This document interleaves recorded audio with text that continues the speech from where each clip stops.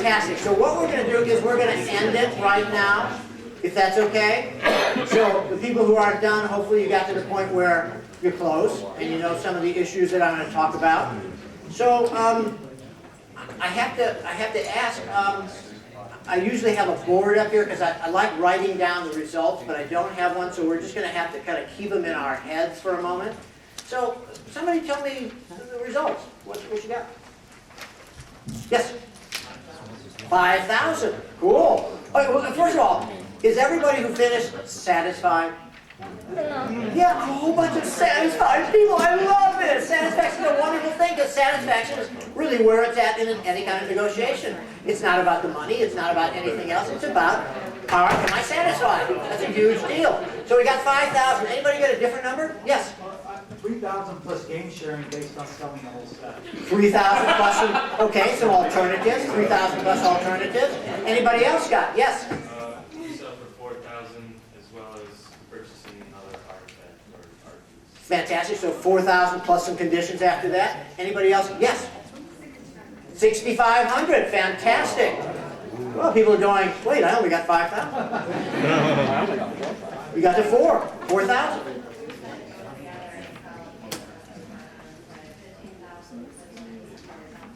Can I repeat that out loud? Actually, I'm going to have you repeat that out loud. We decided to go in together, and so she'll retain her 15,000, assuming we get that right, and then I'll make 30. Everybody's still satisfied. Wow, that's a concept. Anybody else get any lower numbers? Anybody else get any higher numbers? Yes. Wow, the two of them ended up with 60 grand between the two of them. Now is everybody still satisfied? Yeah, let me talk about this because this is a big issue and this is exactly what this negotiation is about. Negotiation is about satisfaction. If you are satisfied with the deal you got, that's a deal. If both sides are satisfied, you've got a successful negotiation. However, there are many different alternatives to being satisfied, and we're going to talk about those in the 7 principles. Let me just talk about this for a second. And everybody satisfied? Value is subjective.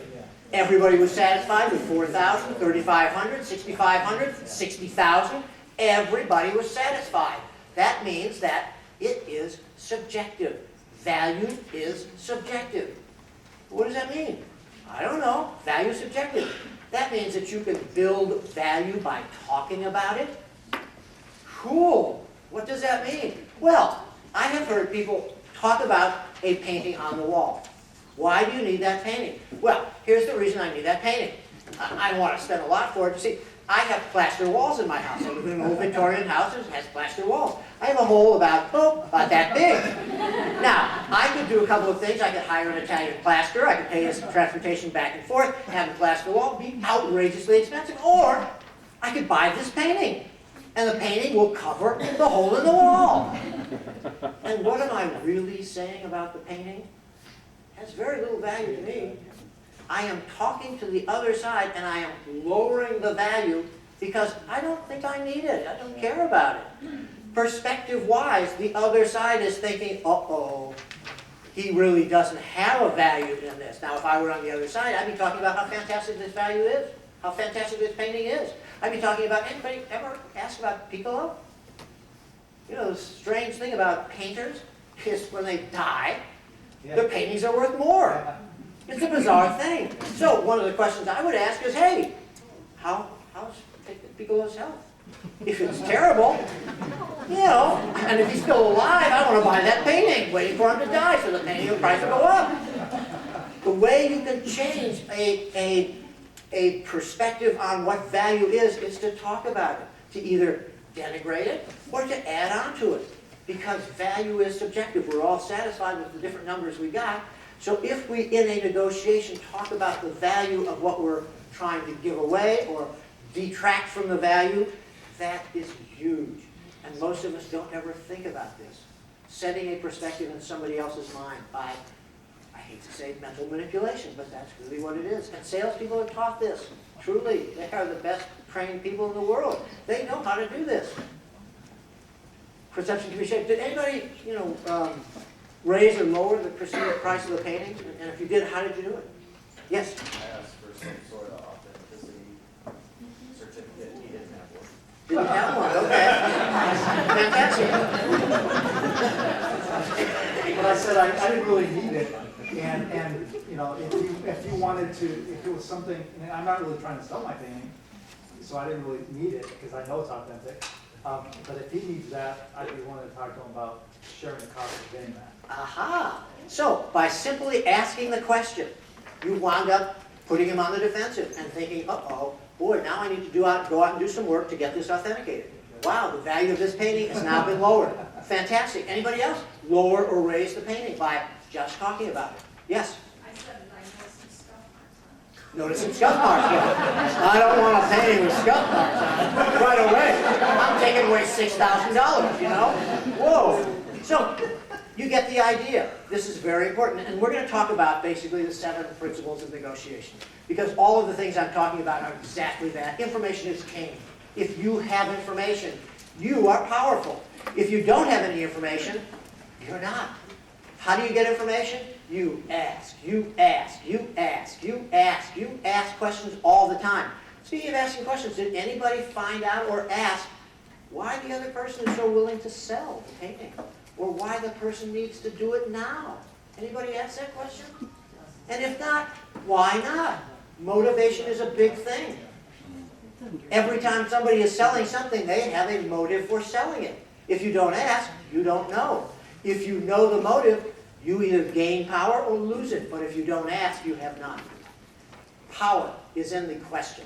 The person who asks the question is the person who controls the conversation. If you don't ask questions, you are out of control. And sometimes you don't get the right answer. Anybody lie? Anybody kind of do a fabrication? Yeah. Fantastic. And this is a big issue that, of course, we don't have enough time to talk about, but it's called ethics. Ethics in negotiation. What happens when you have a person and you ask them questions and you know that person lies? What do? I do this. Bye. See y'all later. Sometimes you can't do this. I did this for a bunch of CPAs in Los Angeles, and one of the guys raised his hand and said, well, what do you do with people who lie all the time? And I said, well, what I do is I don't deal with them. He said, we deal with record companies, and they lie all the time. And I thought, wow, I'd hate to be in that business. Whoa! Lying is a big thing. It's unethical, one. For the next, you find yourself dealing with a liar, chances are that's the last time you're going to deal with that person. It would be for me, because I know if they're going to lie once, wow, to track down those lies, oh, thank you, don't need this in my life. Questions, ask questions. The person who asks the questions, as I said before, controls the conversation. Ask all the time. Second thing is dealing with emotions. How many people get uptight in a negotiation? And if you do, understand where it's coming from. Because if you understand where it's coming from, you'll be able to deal with it. And there are times, and I'm an actor, there are times when I play an act. I will get angry. I will put somebody in a difficult position. I will put them on the defensive. Why? Because I can. Why not? And if that person can't handle that, I have just gained 15 different steps up the ladder of negotiation. Because I have basically bullied them into thinking that I will be more powerful. Wow, it's not a tactic I like to use. Would I use it? Sure. If I'm buying a car from somebody, I don't care. I'm not going to have a relationship with this person. If I want a relationship, I would never do that. Because if I do that, that's going to kill the relationship. If I'm looking for long term, I would rather get less and have more, because it will just keep going. It will not stop if I have a good relationship. Huge issue. So, let me talk about this for a second. Anybody know the classic definition of conflict?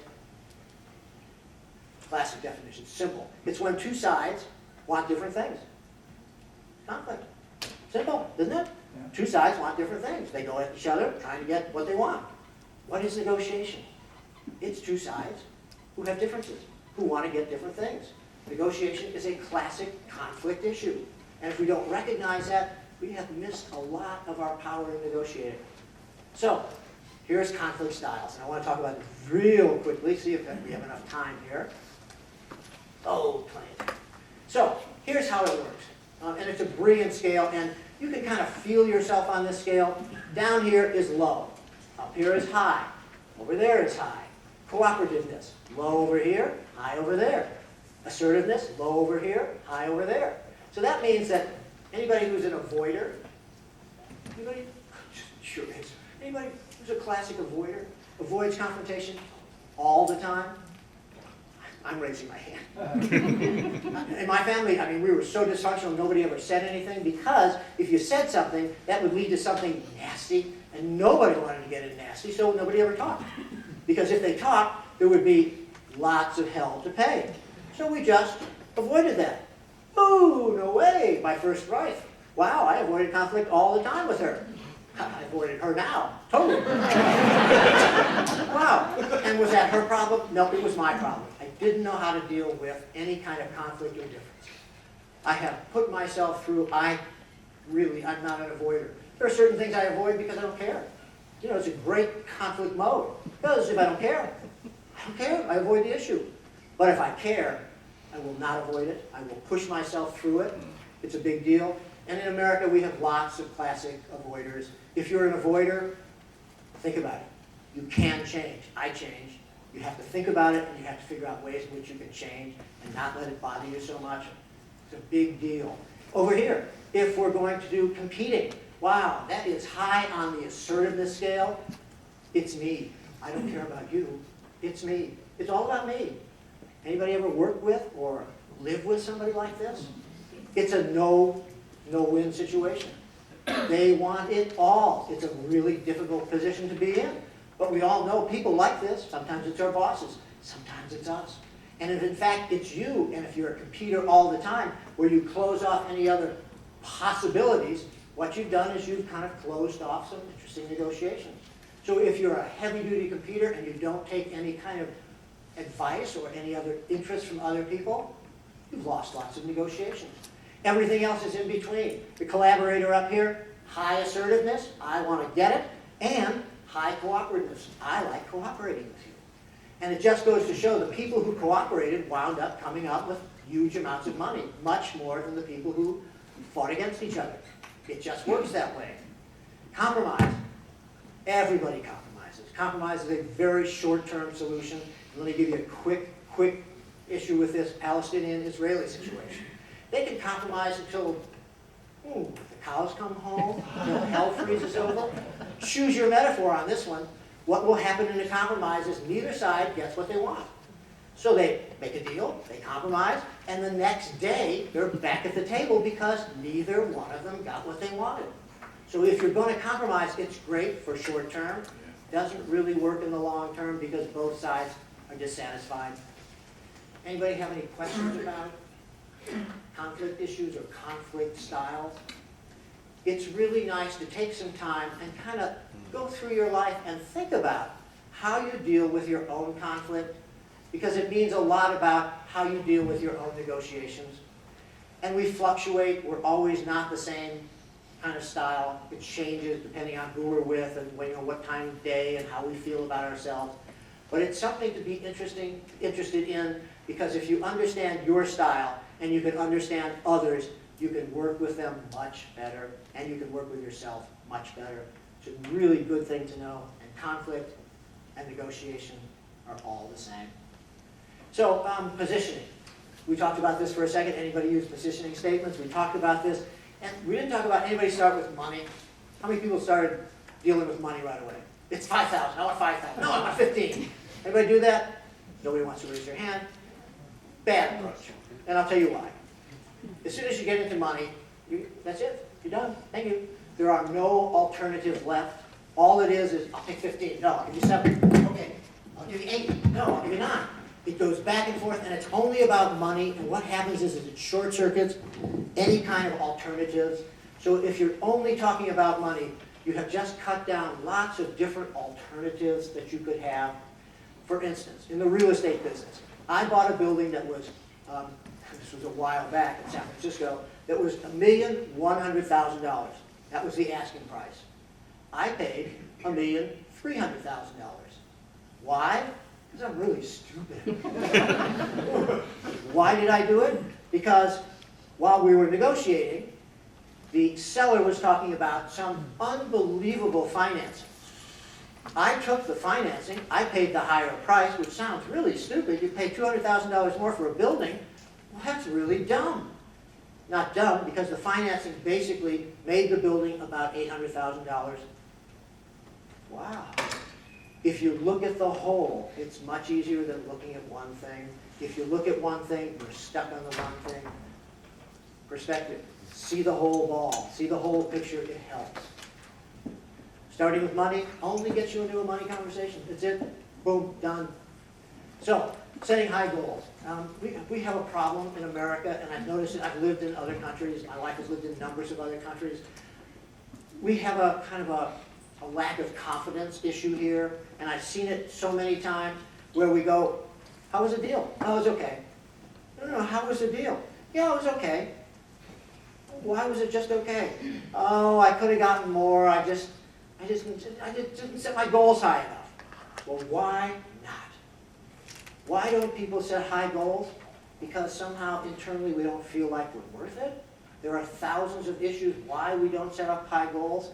But if you're one of these people who doesn't set high goals, start looking at yourself. By this time, you all have jobs, you all make money, you all know lots and lots of things, and you should be able, in your head, to be able to say what skills you have, what knowledge you have, and feel incredibly good about it.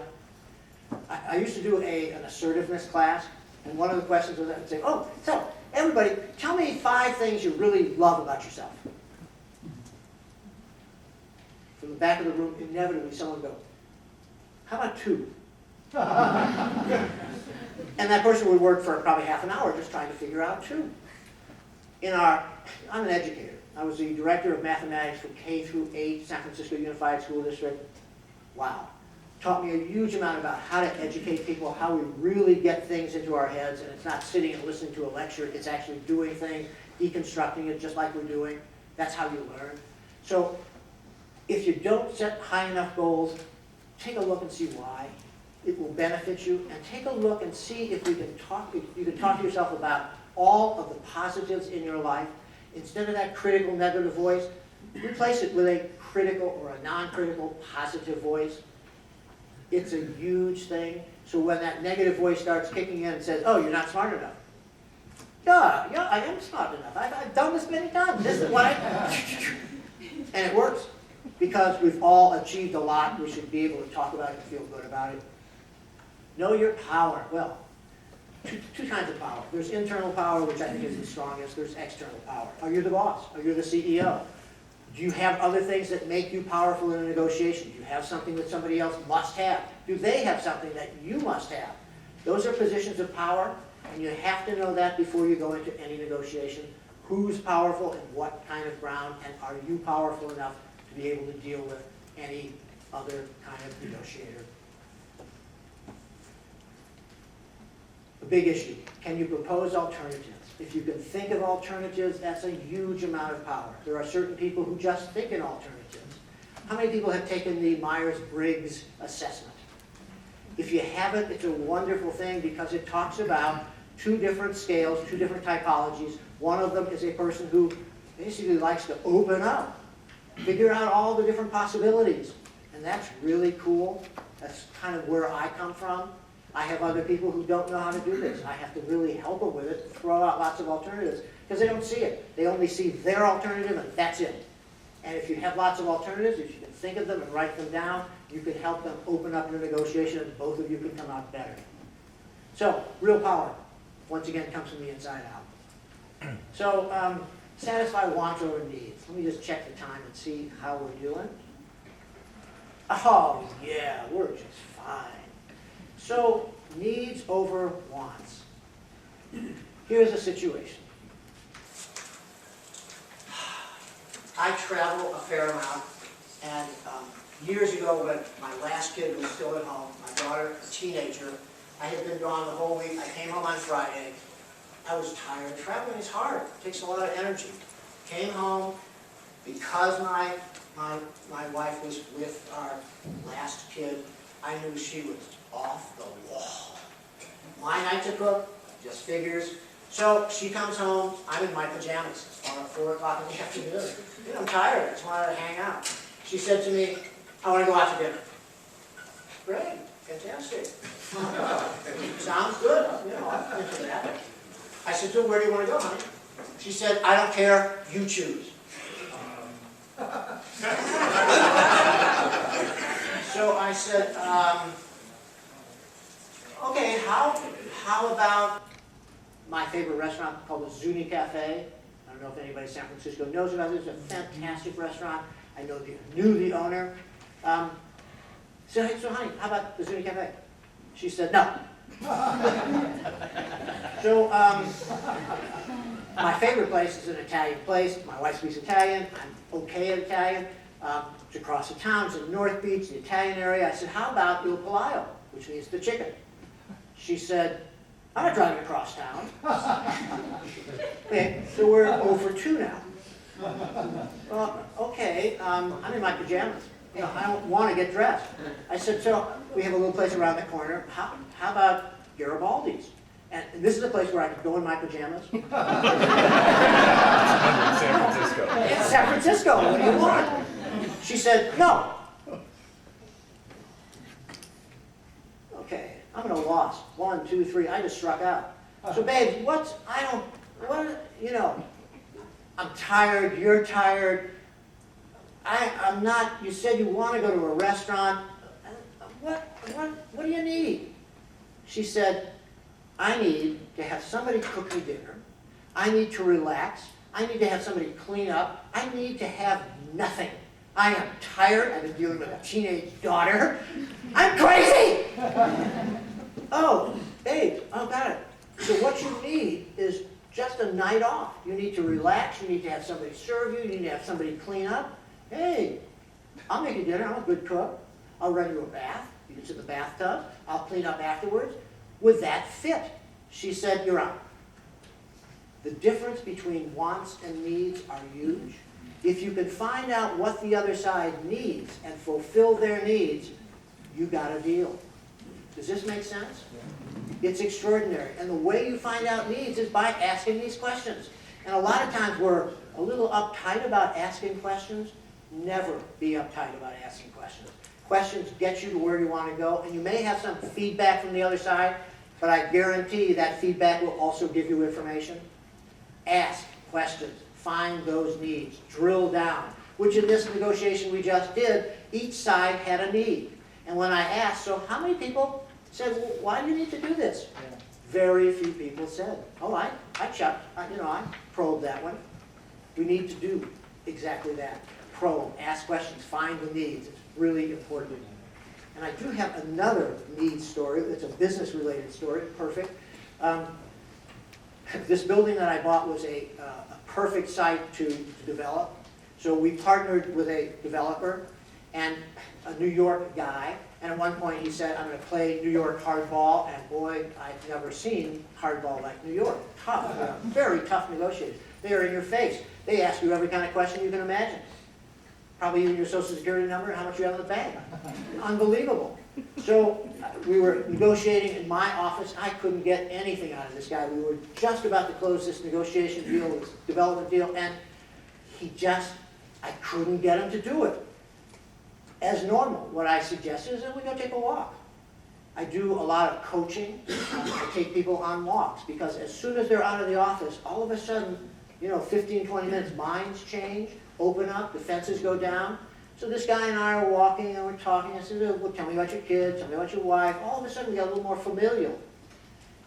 I said, at the end of our conversation, so, I don't get this. We got everything that you need, it seems like. I don't understand what's the hesitation. He said the hesitation is we need 12,000 square feet of storage space and I'm looking around for it. It's just, the deal will not work for me unless we have that. Oh, that's so cool. I happen to own the building across the street and we had 15,000 square feet of space. Hello. Only by finding out his needs could I fulfill them to close the deal. And it took more than just asking. It took taking him outside. It took being friendly to him. It took all that kind of personal information to get the information that I needed. It is about information. It is about needs. It is about asking questions. It is about the internal power that we have to ask those difficult questions. That's the power of negotiation. So, if you satisfy a need, you got a deal. You have to find that need. So, concession plan. Let me talk about concession plan. How many people do a concession plan? How many people know what a concession plan is? Whoa, this is fantastic. So, a concession plan is this. I dealt with a company that had sold machines that measured venereal diseases. So they sold, and these are very expensive machines. So they'd sell the machine, and then, of course, because the technicians didn't know how to, who bought the machines, didn't know how to use them, they also included training. Made sense to them. So they get the machine, and they get the training inside. And I said to them, wait a minute, why would you just give away the training? Why don't you sell it? It's valuable to the other side. It doesn't cost you anything because you already programmed into your cost. Why don't you do that? They said, what do you mean? I said, well, to you, it doesn't cost you anything to add this on, so why don't you take it away and sell it for an extra price? Wow, that's a cool idea. That's really great. And the idea of a concession plan is simply this. You find everything that works for you, that doesn't cost much, that doesn't put you out of the way, that you can give to the other side as a concession, that sounds like it's really valuable to the other side. Once again, it's that perception issue. If you could give something away that doesn't cost you much, and for them it's a great valuable deal, you now have a concession and a series of ideas that you could sell as in a concession plan. It's brilliant. And it takes a lot of work to do it, and yet at the same time, once you got it, you got it. And you can see what different parts of what you're selling. Of course, you guys are buyers mostly, so it doesn't make a difference. But it is a great plan as buyers also to recognize what you can concede with. Because where does negotiation fall apart? Right at the end, when you get into the concessions, where you've got the deal and the other side says, well, I know we're close to closing, but how about an extra, and that extra just kills the negotiation? If you have a plan in mind, you can begin to offer things that you've already thought about, that you don't have to think about then. It's a great way to close more deals. So we don't even need to talk about the real principles. You know, nobody makes a concession unless you have to. I have heard that Donald Trump, no matter how good the deal is, will ask continuously for concessions. He is a non-stop concession guy because he knows the more he asks, the more he's going to get. Wow, that's cool. That's really cool. If you don't ask, you don't get. So we are almost at the end. And what I want to do is I want to talk about kind of the mental condition of how we think. And I've worked on this for a long time in terms of how I think. So I call it the ABCs. Awareness, behavior, communication, choice, and change. It just works. Awareness, behavior, commitment, choice, communication, and it all fits into a change. So let me just kind of go for one of them. We all think that we know ourselves well, and I want to just talk about how we fool ourselves. And if we fool ourselves during our own negotiations, we're going to kind of fool everybody in theirs. How many people make commitments? It's like, hey, how many people breathe? You know, everybody make commitments? Yeah, cool. And you know, if we're talking about a specific vocabulary, I should talk about and ask, what's a commitment? So we can all know that we're talking about the same thing. I don't want to assume that everybody thinks it's the same. So let's define it and see if we can agree about it. What is a commitment? It's a promise. A promise you hold yourself to? Anybody else? We'll blend them together. Is it only yourself? No. Person you can depend upon. So it's a promise to do something for somebody and to finalize it, and it's a commitment. Everybody agree with that? So everybody here makes commitments, right? Cool. That's fantastic. We're all alive. So let me ask you the next question. How many people break commitments? Yeah, I know people going. So here's the mental issue. If in fact we all make commitments, and it's a promise to do something for somebody or yourself and to finalize it, and let me just put it into perspective. I'm a consultant. I go into businesses.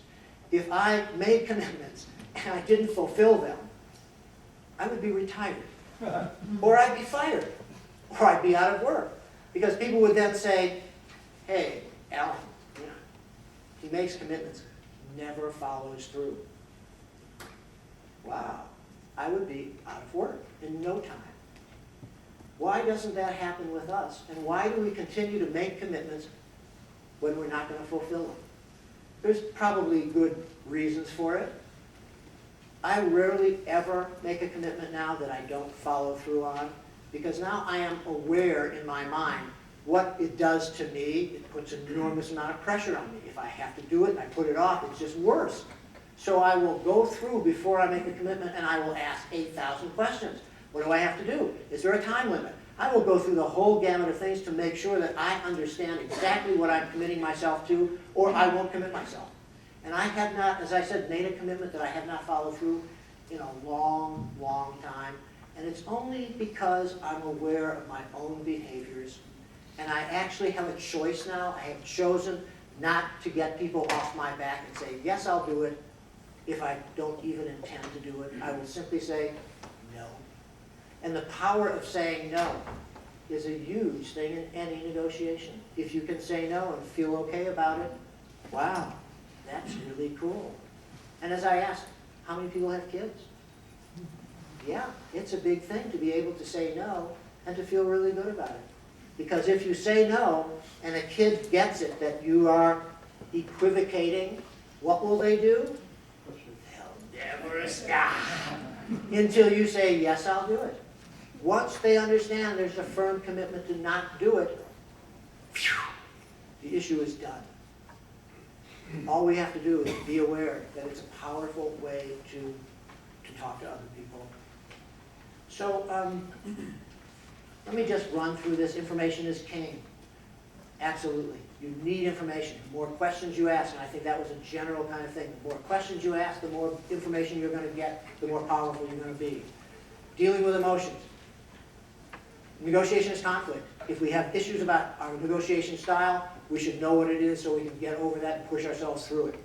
If we do understand our negotiation style or our conflict style, and we understand other people's conflict style, it begins to be much easier to work with them, because you can change people. You can actually say, you know, I'm feeling that you're not listening to anything I have to say.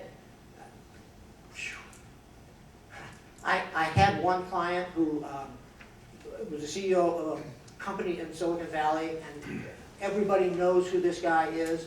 He was a Marine captain. And what he said, people jumped. I mean, literally, they jumped. I saw vice presidents in his office crying because he would just beat them to death. He was just the highly competitive guy. He actually threw me out of a meeting one time. Like, whoa, I did something wrong. He hired me 3 months later. Tough, really tough. And at one point I said to him, you know, I have to tell you, fire me. I don't care. It doesn't make a difference to me. I don't have to work with you. But the style that you work in limits the ability of the people you work with to give you ideas and to, bottom line, make more money for you. The more uptight you are and the more closed off you are, and the less you listen to other people with good ideas, the more you're hurting yourself. I'm not sure anybody has ever said that to him.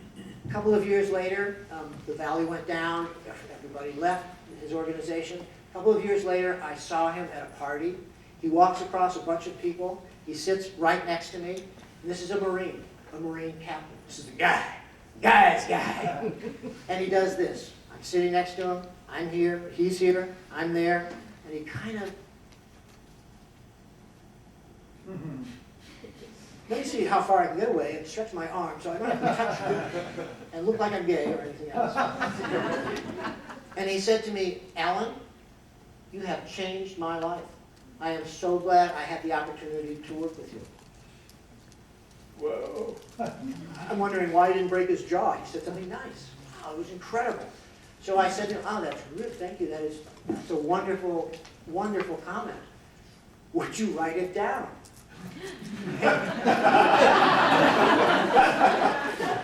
And he said to me, you know, Alan, I never write good things down about people. Of course I know this. Why wouldn't I know this? Of course, it's absolutely true, because if he wrote something down that was good about somebody, he couldn't take it back. He couldn't manipulate them by saying something bad about them, because he had already said something good about them. There are these people in the world, we have to deal with them. The more straightforward you are in dealing with them, the easier it becomes, because speaking truth to power is a cool thing, especially in a negotiation. So let's see, we're going to talk about positioning of products. I think we basically talked about that. Everybody got that. Positioning, perception is about raising and lowering value. It's all subjective. All you have to do is start thinking about how you've been doing. Knowing the full of setting high goals. If you don't, take a look at yourself. Why are you doing it to yourself? Why don't you honor yourself more? Knowing the full range and strength of your power. That's a situational thing. Every situation is different. So you want to be able to understand who you are first, who the other person is first, what the situation is, and really kind of take a look at what power they have and what power you have. It's a big deal in any negotiation to know where you're coming from. Also, it's big to know where you're going. It's really good to set goals, set appropriate goals that are reachable so that you know the steps and you can build in the strategies to get there. Satisfy customer needs over wants. Wow, once again, question, question, question. Find those needs, fulfill those needs, you got a deal. The last thing is concede according to plan. Okay. So we've gone through this. Anybody have any questions about anything? Yes? I think the second bullet, where you're dealing with emotions, I think, as you said, injecting emotions theatrically is a difficult thing to manage. You feel like it's not personal, you can get emotional. How would you sort of circumvent that, I guess, Cool. How do you deal with emotional people? Anybody else have a strategy to deal with emotional people?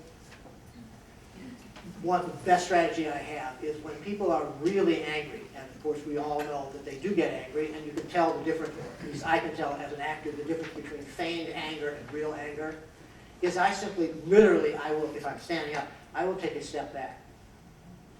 Because what it does for me is it gives me a space in which I recognize I am stepping away from this mentally and physically.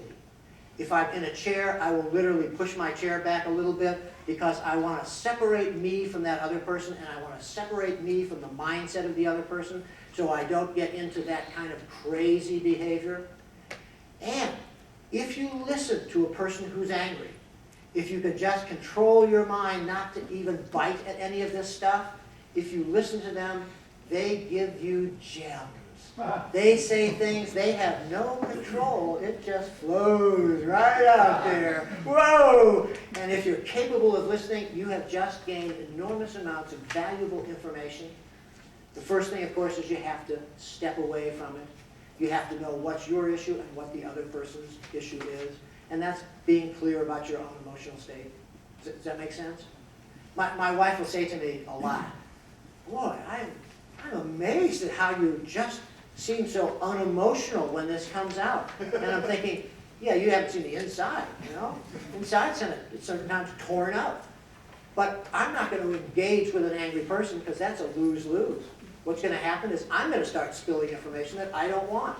So I have trained myself just to take the step back, shut my mouth, and just listen. It's a great strategy, and it takes practice if you have practice. And if you have kids, it's a perfect place to practice. Because you know they're going to get angry, and they're going to yell, and scream, and they're going to cry. And the more you stand up and recognize where you're coming from, and just be able to say no, until they recognize where you're coming from, whew, thank you. They'll be crying in anger and you're screaming. And you know what? It's okay. They have to learn too. And it's a great learning situation for both sides. Anybody have any other questions about anything? Yes? What's your Briggs-Myers personality type? What is my Myers-Briggs personality type? Whew, wow. I have never been asked that question.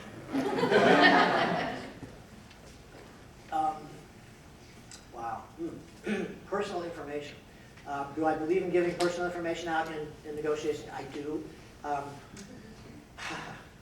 I have lots of mental issues. I'm dyslexic for one. I'm left-handed. Anybody else dyslexic? Fantastic.